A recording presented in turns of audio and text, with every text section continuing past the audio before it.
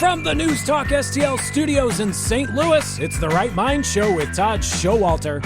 On tonight's episode, political trivia savant Rich Rubino on the Big Beautiful Bill, military spy Pete Turner on Operation Midnight Hammer, and the Right Mind studio band, Mitch Murphy and the Murphy Tones.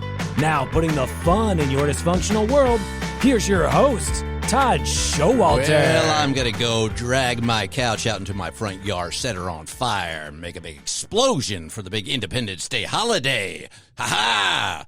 Wait, you're blowing up the couch, or you're bringing the couch to watch other people blow stuff up? No. I thought I would drag it out into the front yard, set it on fire, set it ablaze. You know what I mean? And What's wrong with your couch? I don't know. Isn't that what people do? I mean, they set their couch on fire in their front yard, and then they, knock their front teeth out and wear, a tank shirt and stuff like that. Isn't that what we're supposed to do? I'm taking offense. I just watched a movie with you at your house and filled your couch with farts, and now you're going to set it on fire, and you know it's going to go up quick. It's going to be a burner. A lot of methane. You what, a big burner. What you blow stuff up? I mean, on a holiday. I mean, who came up with this? And we're going to have a holiday and just blow stuff up. I mean, it doesn't make any sense. We've got a lot of Thanksgiving. Okay, I thought that was weird to begin with because we pick the dumbest bird that you can think of, and then we eat it for a holiday. And then on the 4th of July, Independence Day, we just blow crap up. I mean, who comes up with these ideas? Who does? Who? I think it's the guy who wrote that Rockets Red Glare song. Oh, yeah. Who was They play that guy? before every baseball game, and it just gets me in the mood to start blowing stuff up, especially because of how boring baseball is. Right. Is that why, I knew some people that blew their fingers off. Yeah, that reminds me, on that same topic, did you watch the Poop Cruise on Netflix about the cruise ship that had all the poop on it? Because I know what was the segue? It was every time. What was the segue that got you there? Well, that reminds me. Thinking about blowing stuff up, and then I started thinking, well, they really blew the toilets. The toilets up on the poop cruise, and that's what it reminded me of. And you know how much segue. We love talking about poop and midgets on this show. And if they would just have had midgets on this poop cruise on Netflix, that would have been the perfect show. But half of it was there. I got a hold of you because I'm watching this thing because you know me. I'm not a big cruise guy. I'm a big cruise guy. Yeah, you love cruises, and it was like a Carnival cruise, and you've been on Carnival cruises, and I'm watching this show, and all hell breaks loose. Everything possibly that could go wrong on this cruise ship went wrong, especially like the toilet's not working and the power going out and there's poop everywhere. And I'm thinking I wasn't going to go on a cruise to begin with, but guess what? I'm really not going on one now. But did you watch it? Because I got a hold of you. I said the whole time I'm thinking about it, I'm thinking, I wonder if he was on this particular boat. And I reached out to you. And what did I say? Have you seen it? And what did you say? I'm on it. I'm on it, mister. I'm going to watch it. I'll do anything for the show. I know. If it makes more content. Yeah. The interesting thing about the Poop Cruise is that it's part of this documentary series on Netflix called Trainwreck. So right then I thought, well, you can't put a boat. It loses the entire theme of what you're going for. Right. But it's only an hour, and I said, I got time for that. And it happened in 2013. My very first cruise I took was in 2014, 15 months after. Right. And every cruise I've ever taken after that, my grandma has said, you going to poop in bags? So this has changed cruising for the rest of history. Everyone's always going to mention the poop cruise, whether they remember it specifically or not, about pooping in bags. Red bags, too. Biohazard bags. Bags. You got to remember also, the best part about Poop Cruise is it made every cruise immediately after that insanely cheap. The one that I went on for my birthday in 2014, I think it was like $100. Well, I think so, too, because, Give us another chance, we promise. It was like a giant floating Johnny on the spot out in the sea. And these people, for those of you, see, if you haven't seen the show yet, I'm going to ruin it for you. Because all these people, they go on this giant boat, and the power goes out, and they don't have any cell phone reception, but somehow people are taking video out their phone. I don't understand that, because they didn't have any power. I guess they had big batteries that they brought. But the worst part is that the toilets don't work. things are overflowing. There's poop and pee in the hallways, and this is their big cruise, and they can't get a hold of anybody. And then my favorite part, finally this tugboat comes. I hope everybody's ready for the big spoiler alert. This big tugboat comes from Mobile, Alabama to pull them back. And when they hook it up and they start to pull the boat, what happens? It starts to tip. And when it tips, well, I'll be darned, we're at Niagara Falls of poop, because everybody was just getting showered, and this is the most disgusting show we've had so far.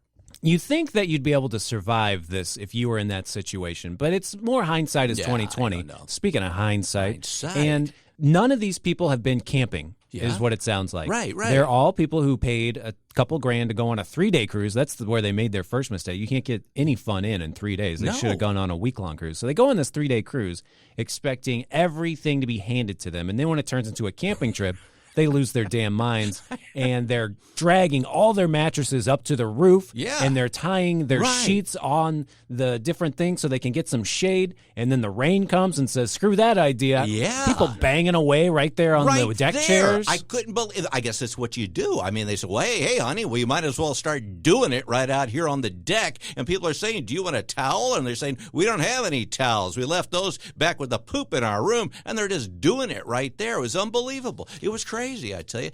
It was you got to see it. You got to see it. The one thing that I loved that I learned was that all of the life jackets have little lights in them. So there's no lights anywhere. And, of course, when you're 14 decks below the surface, that means that it's pitch black. So you got to rip a light out of your life jacket, but they only work if you get them wet. Right. So you got to pee on the light. You got to pee on it. And make it light up. Disgusting.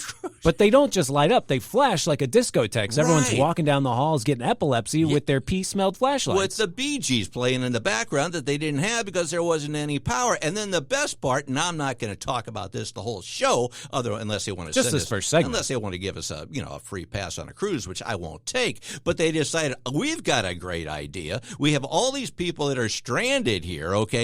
They're hot because there's no power. They're out on the deck. They're mad. Let's get them all liquored up and drunk. They said the bar is open and they don't have to pay for anything. So they all get hammered, and they decided this may have not have been a good idea, which it wasn't, because the people start brawling and fighting and peeing off the side of the boat. It was barfing.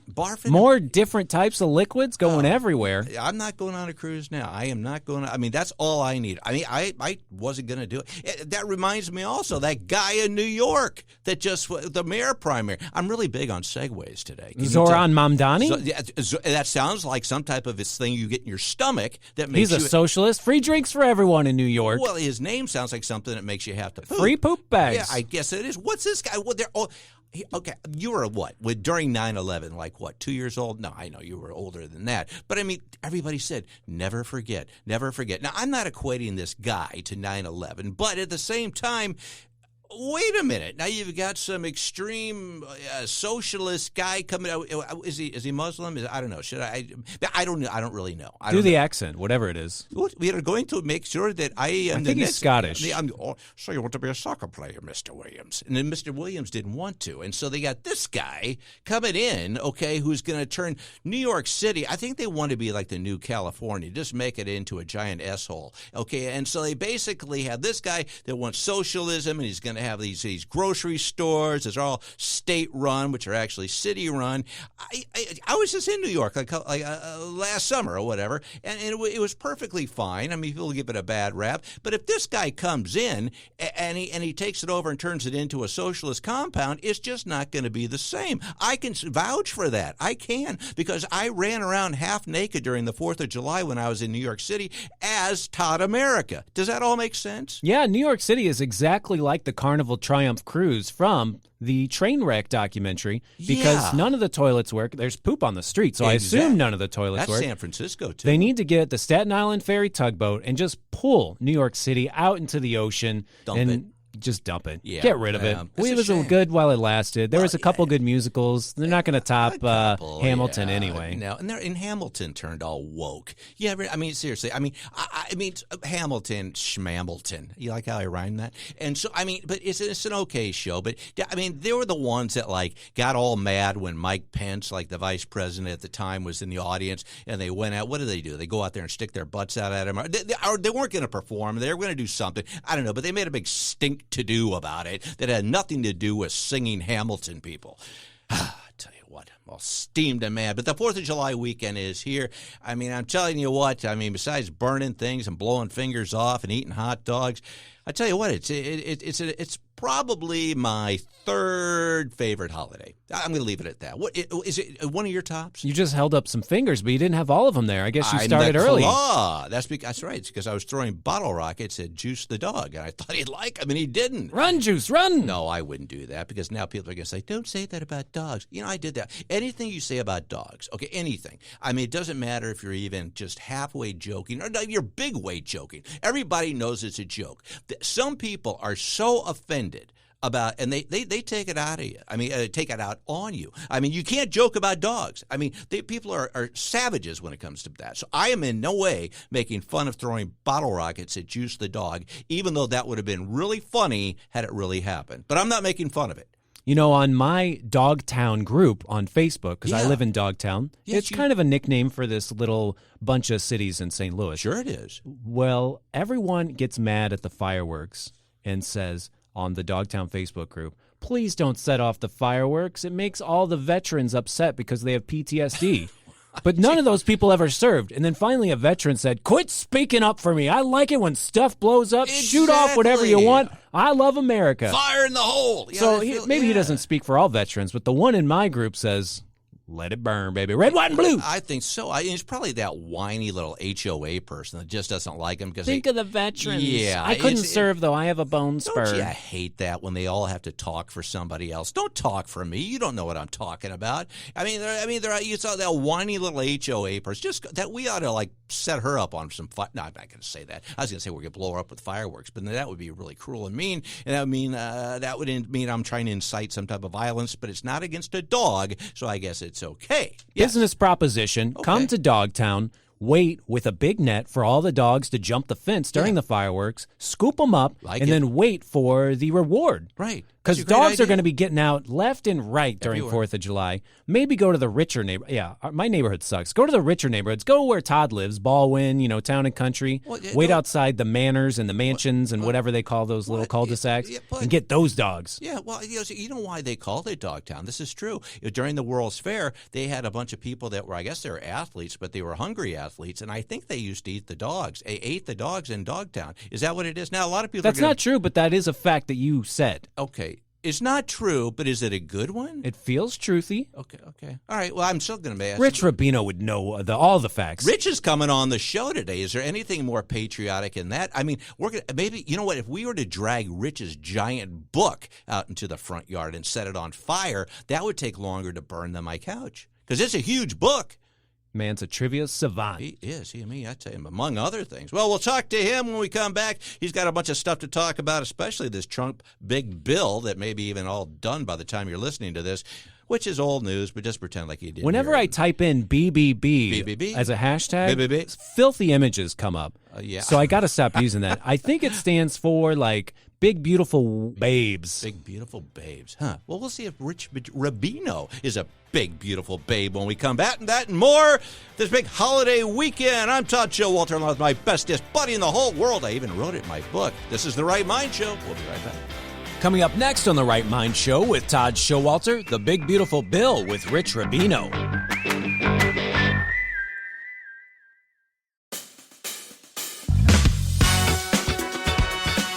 Welcome back to The Right Mind Show with Todd Showalter on News Talk STL. And now a man who loves 4th of July parades because it's the one time no one gets mad at him for twirling his baton in public. Todd Showalter. And we're back. I'm Todd Showalter with my bestest buddy in the whole world. Well, not my second bestest. Well, you're Joey, but my second bestest buddy, Rich Rubino's on the line. Hello, Rich. How are you, my friend? Good, Todd. Good, Todd. Yeah. Did you know you were my second bestest friend? Because sometimes I don't want that to make you feel like you're not the best. Because like sometimes you guys go back and forth. Okay. So sometimes you're the best. I had always thought I was number 7, but number 2 is great as well. No, we already talked about number 2 because we were talking about the poop cruise on Netflix. We covered that whole thing. Well, first of all, how you been? You've been working on your jokes. You got the books coming out. I mean, you got the new book, I assume, coming out with all your jokes. But I want to jump right into a little bit of politics. What's your take on the political atmosphere right now? We got the big, beautiful bill deal going on, which may be already by the time this airs on Saturday. Maybe it'll be a done deal. We got Trump trying to make things peaceful in the Middle East and other places. Give us the Rich Rubino take on the world right now. Yeah, well, it's very interesting in terms of the big, beautiful bill. It looks like it's going to be every Democrat voting against it, every Republican voting for it, with one exception, Congressman Fitzpatrick from Pennsylvania. Mm-hmm. So it's very much along partisan lines, which usually happens around these big pieces of legislation. Donald Trump got some of the more conservative members like Andy Harris of Maryland, for example, Ralph Norman from South Carolina, some of the more conservative members to vote for it. So obviously there was a lot of log rolling, a lot of deal making to get that done. But we're obviously in a very partisan political atmosphere right now, and there's very few crossover votes. So that's what I think in terms of that legislation. In terms of foreign policy and the rest of it, obviously it's kind of an interesting scenario because there's so much going on in the Middle East and Russia, where Donald Trump is going to be meeting with Vladimir Putin as we speak right now via Zoom anyway. So there's a lot of uncertainties in the world right now. Do you feel from your experience, your gut feeling, I mean, do you feel okay about the world? I mean, do you think that Trump is handling things in such a way that, we can maybe start sleeping at least 30 seconds per night? That's a good, excuse me, that's a good question. I'm going to stay out of offering an opinion on that, but I do think that, yeah, sure. But obviously it's a very divisive time and there are a lot of uncertainties. What we do know is probably that the big, beautiful bill will pretty much pass in its so-called big, beautiful bill will pass pretty much in its entirety. And this is going to be a huge issue in the 2026 midterm elections. Republicans are going to talk about no tax on tips, no tax on overtime, whereas Democrats are going to contrast that by saying that it's a tax cut for the wealthiest 1%, and they're going to say that it's going to take 11 million Americans off Medicaid. So it's going to be a very much a partisan type of a thing. But some of the most moderate Republicans voted for it, and they're now on record. And I think the Democrats smell blood and they see that the bill is unpopular, and they're going to make this a flagship issue of 2026. But it's all about the narrative, and it's all about who plays the narrative and how they adjust the narrative. And you see that on both sides. Yeah, and one of the things, I mean, there are a lot of things in the bill, as you mentioned, and it reminded me, one of the things I don't understand is it goes back to with I guess it was Obamacare or whatnot, when Nancy Pelosi said famously, we can read it after we pass it and things like that, which everybody made a big laugh about. But then you've got Chuck Schumer coming out with the big, beautiful bill and saying, hey, I'm just going to try to stall things. We're not going to do anything until we actually read it. I'm thinking about, doesn't everybody just automatically read it? I mean, is that such a big stretch to ask you to read what you're going to sign? I mean, I'm thinking with the Nancy Pelosi thing, that was kind of a joke. I mean, why wouldn't you? You have to read something if you're going to pass it. And now Chuck Schumer with his thing, we're going to read it first. Like, that's a big deal. Of course you're going to read it before you vote on it. Is that such a big stretch?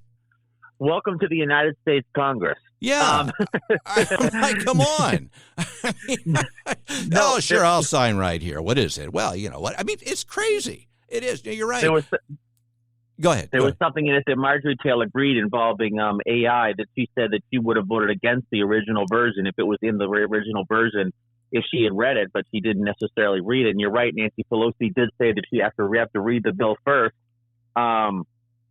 And it's funny because these bills can be thousands of pages long, and obviously they're very technical. It'll be like, the Nuclear Regulatory Agency does this, and then it'll be another provision. Somebody puts in another provision. So it can be very boring, and obviously members of Congress have some have a very short attention span. I think a lot of them would rather be speaking or campaigning or raising money than reading 1,000-page bills, is my guess. Yeah, I would. Don't you think that possibly they should just put a limit on the amount? Because obviously they sneak a lot of pork into these things. I mean, you'll be voting, you'll be putting something up for to vote on, and then they'll have a lot of other things packed in there. We have that on a state level here in Missouri too. That people do that. But I mean, don't you think? Well, maybe we should just micromanage this. Well, let's do a bill that's only like going to be 50 pages long, one part, and we can vote on that first and then move on. I mean, is that just too genius, or has that ever been done? I think that is too genius. You do see that sometimes, and sometimes you'll see minor pieces of legislation naming a post office after somebody, for example, and that doesn't have to be 5,000 pages, and that sometimes will pass unanimously. But you really don't see you really don't see really small pieces of legislation. You're right. What people do is they'll put in certain provisions that will benefit their district, that will benefit their state, and they can go back to their voters and say, look what I did. I got this, bike lane, or I got whatever it is, and I put it in this piece of legislation. And obviously, the president does not have line item veto authority. If he had line item veto authority, he could veto a lot of that pork out of the legislation. But most governors, I think 43 governors, for example, do have the line item veto, so they can actually look in that, and they can be blamed if there is something in there that is pork barrel legislation, but that is pork barrel in that legislation, but the members of Congress are voting for it as is, and they only have a vote, a yes or a no, so they have to kind of look at some of the stuff that they might not necessarily like. But I figure, it's interesting. I remember Ron Paul was very libertarian, so when it came to voting for legislation, he would oftentimes put in earmarks that would benefit his congressional district in Lake Jackson, Texas. And people would say, "Why are you doing that? I thought you were a libertarian." He'd say, "Well, I'm going to vote against the legislation, but I might as well because I have the option of the money's already been appropriated. I might as well put some of the money so it goes to my district instead of going to someplace else." Yeah. Well, it's all really crazy, and one of those things that I think they were talking about were the EV credits and things with the electric vehicles and stuff, and that brings you back to like this whole Elon Musk thing. Now, I don't know if this is in your wheelhouse, but what's your take on that whole thing? I mean, this whole all of a sudden Elon and Trump, they're like best buddies, and now they're like in a cage match together. I mean, is this all theatrics in your opinion, or what? Or is it just bad blood that Elon didn't get what he wanted? I think a lot of it is just bad blood. I don't think it's necessarily theatrics. I think it is certainly Elon Musk really being incensed by this. I think there's the possibility he's talking about potentially forming a third party. Right, yeah. And basically he's saying that he's still opposed to this legislation. He's saying that this legislation is going to increase the deficit by another $4 trillion. It's going to increase the deficit. It's going to increase the national debt as well. So that's basically his charge, and that he could form a third party. I guess that third party would be fiscally conservative. I don't know what their views would be on socialism necessarily, but he certainly has some money to get the third party on the ballot in different states, or to at least two, to propose the state to get a signature campaign, something to that effect. But it's very dangerous. Obviously, Trump is not running for re-election in 2028, but it's something that could, theoretically, and I'm assuming that he's actually going to do this, it's not just some sort of a threat or a ploy.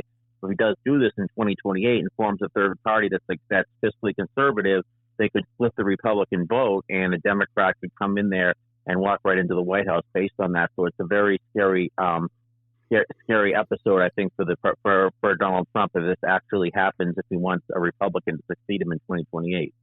You are also the king of political comedy. Your comedy tour and your books and your social media posts and things like that. Let's just put all the boring stuff aside here and get back to that. How is the comedy career going?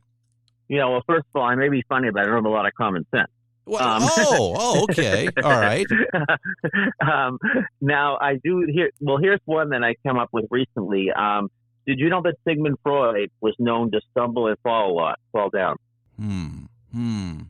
Would that be? Wait. The answer is no, and then you let him tell the answer. I think I know the punchline, but I want you to do it.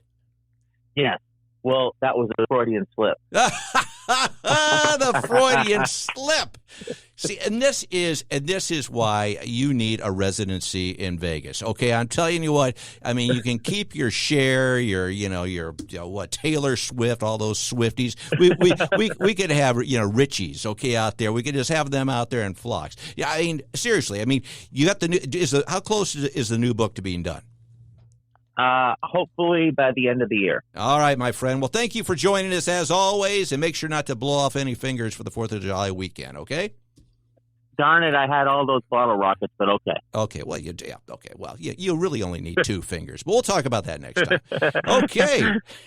Rich Rubino, thank you, my friend. Thank you so much. Bye-bye. Thank you. You know, I am thinking about getting married to my girl, Erica. Really? And Rich reminded me, pork barrel is not what I thought it was. Because I was planning that. I was going to get into a barrel in Niagara Falls after we got married. Right. And as we went down for our honeymoon, we'd be porking inside that barrel. And porking in the barrel? But no, it's something to do with government handouts, and people want something for just their district and not for the good of the country. It's a totally different thing. But the country always gets screwed, so, I mean, it really kind of is like a pork barrel. Porking in the barrel. Porking in the barrel. Wow, yeah, well, I think it all comes together. In the meantime, I'm Todd Showalter, along with my bestest buddy in the whole world, Joey V.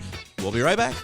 Coming up next on The Right Mind Show with Todd Showalter, Pete Turner of the Break It Down Show on Operation Midnight Hammer.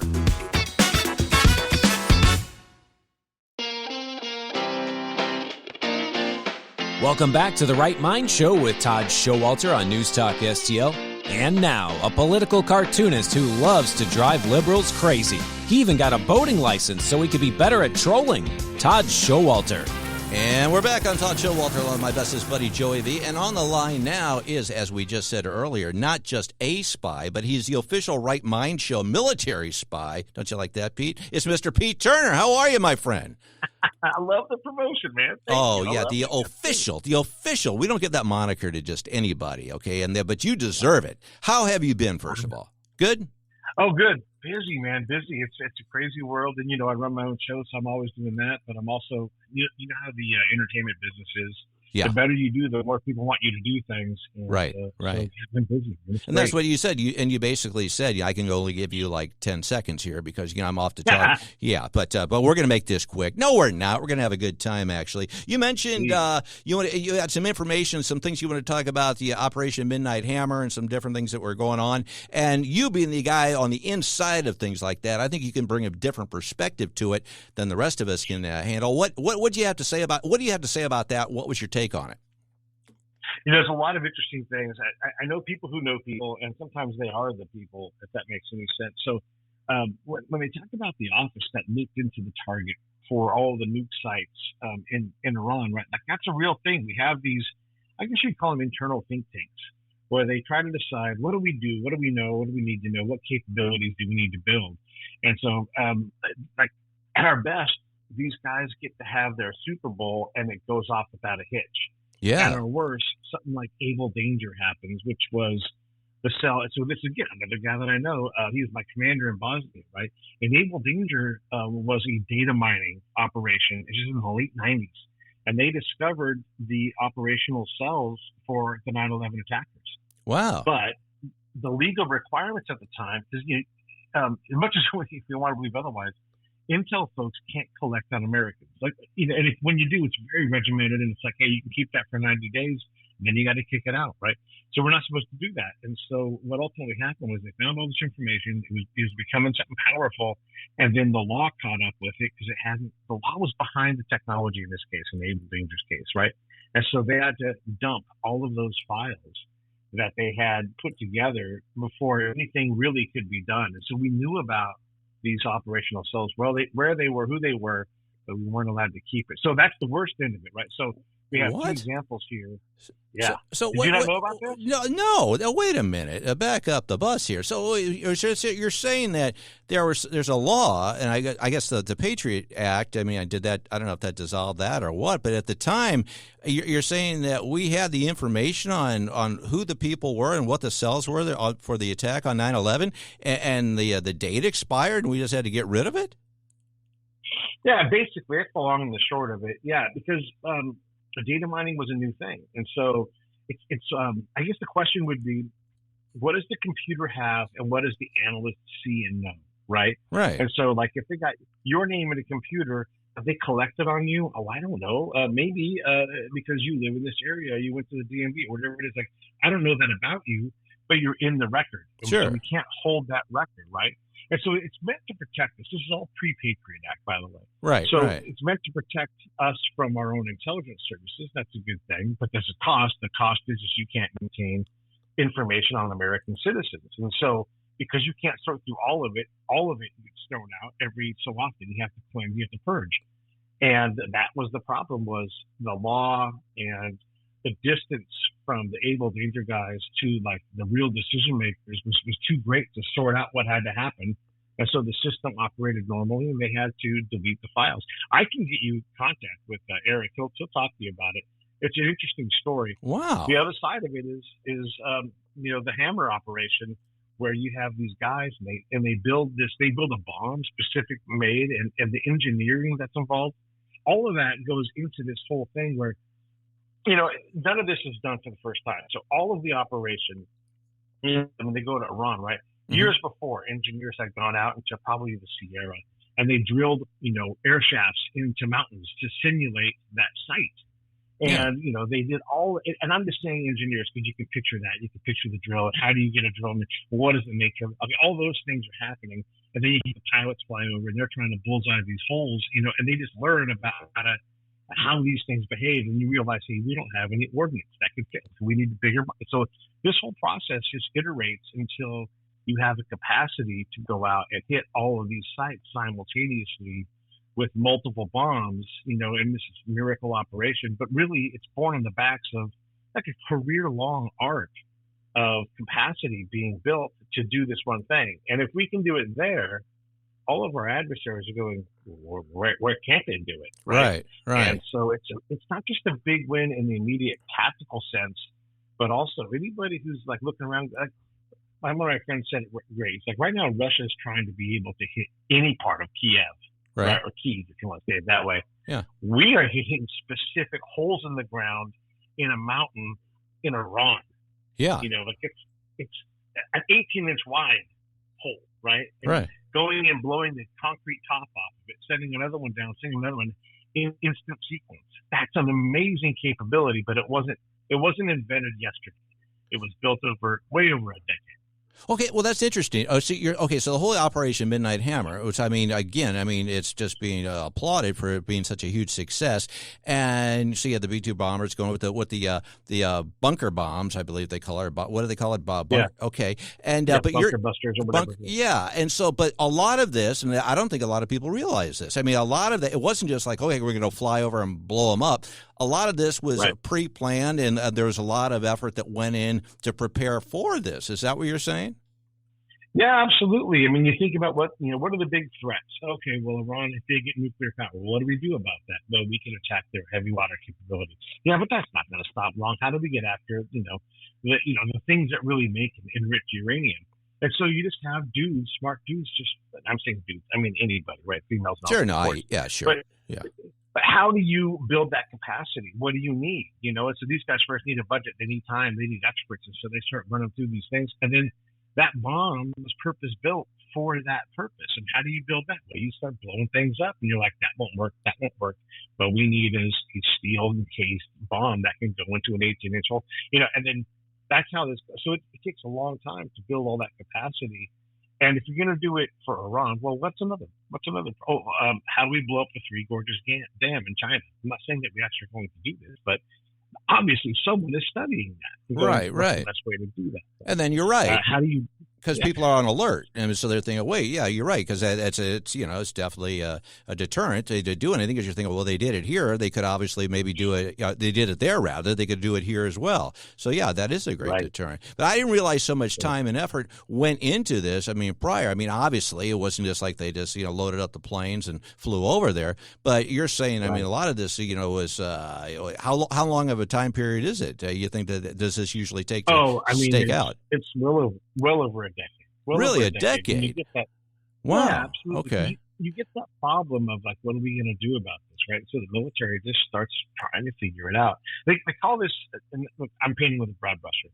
They call this future ops or FUOPs, right? Like, what might we do? What might we we need to get? What do we need to have a bigger crane, or do we need a bigger bulldozer to do this? Whatever it is, right? And they start working on what those things are. Because then, if you need a bigger or Caterpillar tractor, you got to go to Caterpillar and say, hey, we need something bigger and stronger. And then they need time, right? So sure. all of this stuff is just the operational side that happens in the dark. And maybe that capacity, maybe it never gets used. Yeah. Maybe it's just a thing that's a breaking case of. In this case, this thing that maybe never would have happened. And it was pulled off.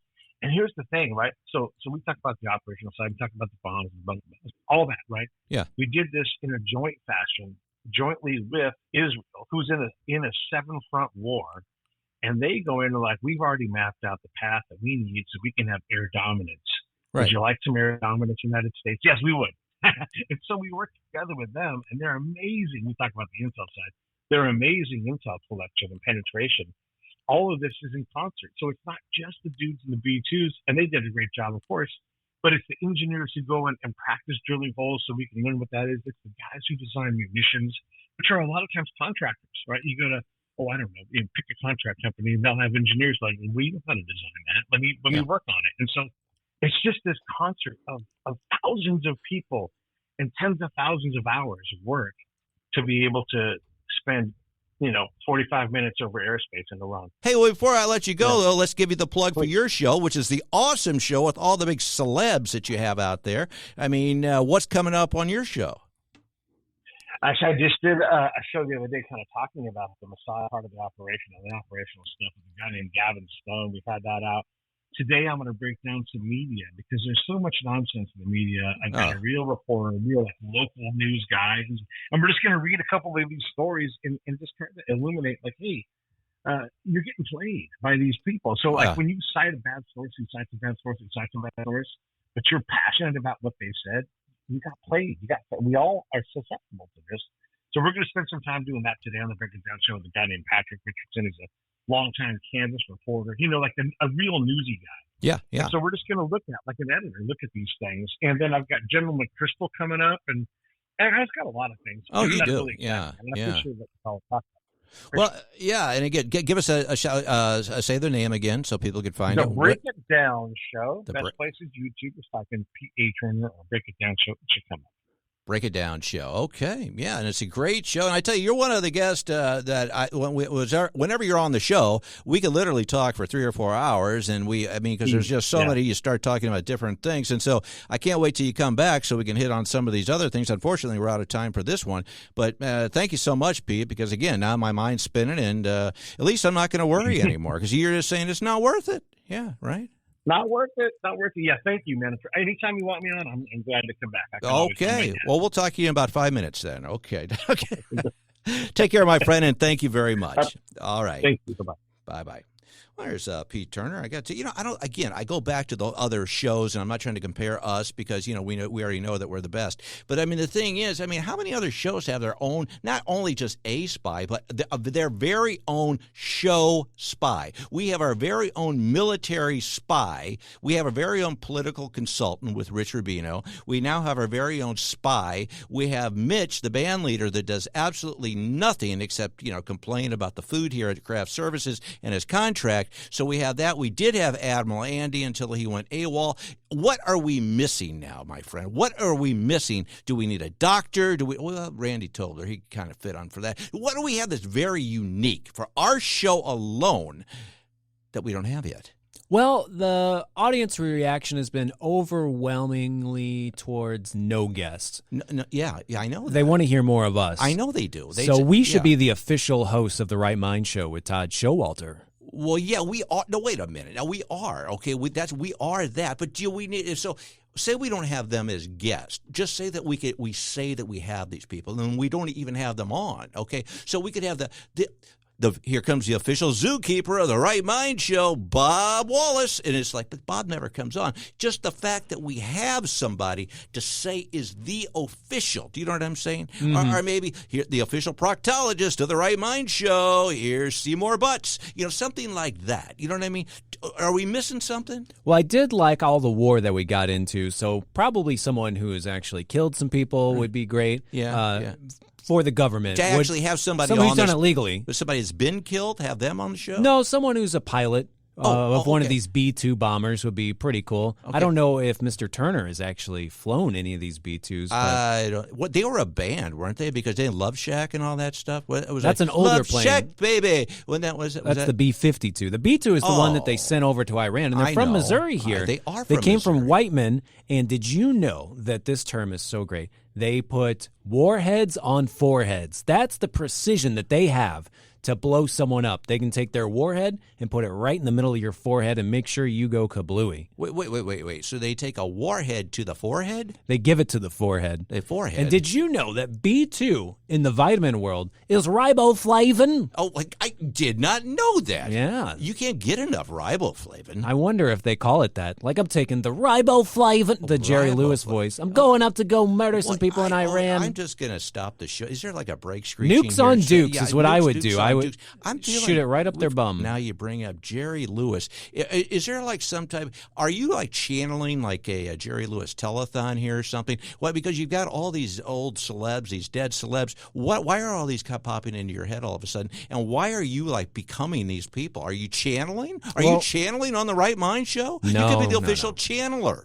Well, I do watch some TV. You do what? Yeah. Is it Friday? Is it time for What Are You Watching with Vic Porcelli? What are you looking at? Did I tell you about Vic? Did I tell you like it was like an aside here. Okay, there's this thing called Next Door. Okay, now if I cut off your story, I'm very sorry, but I just do that. I'm just a rude guy. I'll give my review of season 4 of The Bear when we get back. Okay, I want to hear. So finish your story, but that's the that, tease. I'm right. Coming back to The Bear. I'm writing down The Bear right now. Okay. Anyway, I didn't, but I will. Anyway. So there's this thing called Next Door, okay? It's better payoff. It's better pay. Okay. You know how bad the mail sucks. The mail is so bad. Okay, I'm still getting Christmas cards here in July that, from 2 years ago. So anyway, it was our anniversary. My beautiful wife, in the middle of June, okay? My parents, that are lovely people, they sent us a card for our anniversary the day before our anniversary. It was like the 17th, okay? The card just shows up yesterday, not today. And I'm thinking, wow. So I never do this, but I was going to be like snarky Karen. I went on the Next Door thing, the Next Door app, and I said, hey, it looks like the mail's getting better. To get a card from Chesterfield to Baldwin only takes 2 weeks now. Ha ha. That's sarcasm, okay? Well, here comes the Vic part. I don't give it in a second. Vic's wife, Jess, okay? She comments back hey, something about what were they doing, walking it to you? By the way, you and Vic and you and I, we ought to hang out. And I'm thinking, wow, now we're having a conversation on Next Door with and then I say, well, if you want to hang out, don't send me an invite by mail because I'll never get it, okay? Ha ha. But my whole thing of this whole rambling thing that cut off your bear story was that I spoke with Vic's wife through Next Door, and Vic's at the station all over this silly post over the mail sucking. Was that okay? Was that just a really bad story? Well, when you told the story, Vic let out a big belly laugh, so he's a real great laugher. Well, he thinks he calls me the R word. He thinks he just is trying to make me feel good.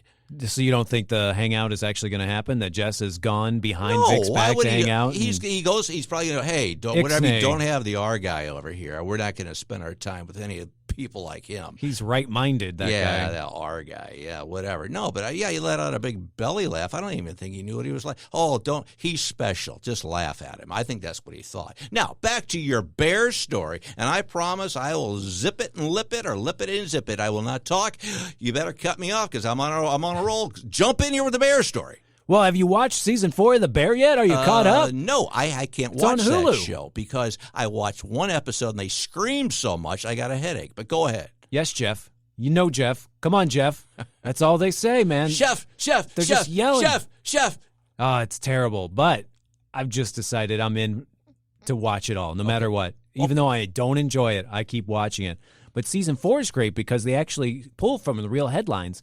And ICE came in and took everyone out of the restaurant. Nice. So now the restaurant's just closed. So I think we're going to go for season 5. It just got renewed. We're actually going to go visit Florida. Yeah. Right? Yeah. The alligator Alcatraz. I love that. Chef Carmy's going to be in there, and he's going to be like, I can't cook for all of these immigrants. Oh, my God. Well, you could have alligator tail. And plus, if you have restaurant... So wait, go back. So that is genius, because normally he's trying to do, like, soup flambe and stuff like that. Really? Cutting up all them alligators for the illegals. I think that's a better way to go with this. Bad idea. Well, how does a restaurant not have ice? Doesn't that bring you down to like a B rating? I mean, don't you need that for like iced tea and stuff like that? I mean, that could have been a problem. That's probably why the show got canceled. Did I say it wrong? It's where the I stands for immigration, and then I forget what the CE stands for. Oh, that's not crunch. Oh, you don't mean like the crunchy ice? Yeah. Oh, so they're going to. Okay, so they can go down to the. You're right. Down to the big thing that everybody's upset about, this big alligator. They took your name, by the way, because you said Alcatraz. Now they're saying like what do they call it? Crocodile. I can't talk. Well, you know how Sean Connery has that voice. Yes, I do. Welcome to the Croc. That's what they're calling it. That. So you want to go to the Croc, Mr. Williams? It's a missed opportunity, because now they're talking about doing it in Alaska and having the Alcatraz of Alaska surrounded by bears. Bears. That's even better. So once Carmy in season 5 starts chopping up alligators and feeding these illegals, send him up to Alaska, and then he's finally going to get that Michelin star cutting up polar bears. The bear guy. Carmy, yes. Carmy, that's his name. You're not caught up at all. So I know I couldn't watch it. You watched season 1, episode 1, and you were out. And everybody's yelling so much, Chef, Chef, Chef. And I'm like, what in the heck is going on? I'm getting a dang headache here. You're supposed to say behind you whenever you're behind someone, but I would just have to keep that on a loop, because I would just stand behind you the whole time. Over your shoulder, nuzzling in your neck. Oh, we're spooning blowing again. In your ear. Oh, the official spooner. Yeah. Well, you had a good time today. We didn't blow anything up, but we're still time. I think we had an excellent time today. I think we had a wonderful time. I think the only way to end it is for me to say what I always say. We can insult Mitch if we want some more. Let's do insult Mitch, because Mitch, your shoes are ugly and your mom dresses you funny. And not only that, you're however you part your hair, part it the other way, because I like how we always look at Mitch too, and then he looks back at us invisibly and like says, "Don't look at me anymore." In Tennessee, there's a new law that they passed where if you bully someone, they take away your license for a year. So Mitch, I'm going to need a ride. Yeah. On your stupid pink bike, I'm going to get on the back. And you got to take me home. Yeah, you couldn't. The only reason he got this job is because, like, the 3rd grade music teacher at the elementary school said she was coming back. You stink, Mitch. He whacks a good triangle. Yeah, go whack that triangle, Mitch. You stink. Play us some patriotic music if you can. Bet you can't. Yeah, there we go. Hey, now we're going to get our license taken away. I got our date at the DMV scheduled for 1 year from today. So you and I are going to go together. Hey, I just winked. I don't know if you could see it on the radio, but ding, ding. What do you always say? I always say, hey, if you don't have a right mind, you don't have a mind at all. Until next time, I'm Todd Showalter, along with my very bestest buddy in the whole world, Joey B., and my not bestest buddy, Mitch. This is The Right Mind Show. We'll see you next time. Bye-bye. Thanks for tuning in to The Right Mind Show with Todd Showalter. To find out about all things Todd, go to toddsprod.com. We will see you next Saturday night at 5 p.m. and Sunday afternoon at 2 p.m. right here on 101.9, 94.1 News Talk STL, and always streaming online at newstalkstl.com.